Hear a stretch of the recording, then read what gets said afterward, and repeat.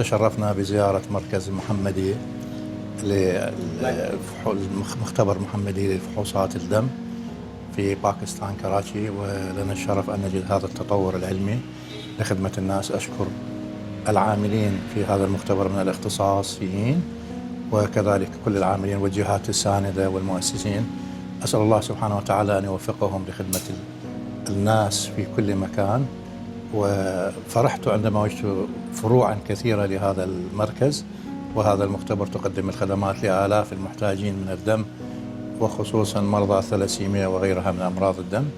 أسأل الله سبحانه وتعالى أن يوفقهم ويحفظهم جميعا، وإن شاء الله يكون هو المركز الأول الرائد في البلاد الإسلامية حتى يستفيد منها جميع المسلمين في الشرق. الدكتور محمد حسين هادي، العراق، النجف الأشرف، معاون مدير عام صحة النجف الأشرف. ثانك يو. أنا دكتور قصفة موسى الطريحي، أستاذ كلية طب جامعة الكوفة.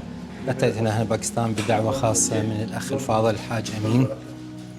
حقيقة زرنا هنا مركز محمدي لأمراض الدم، واحد من المراكز اللطيفة والتي تقدم مساعدة إنسانية لمجموعة من أمراض الثلاسيميا.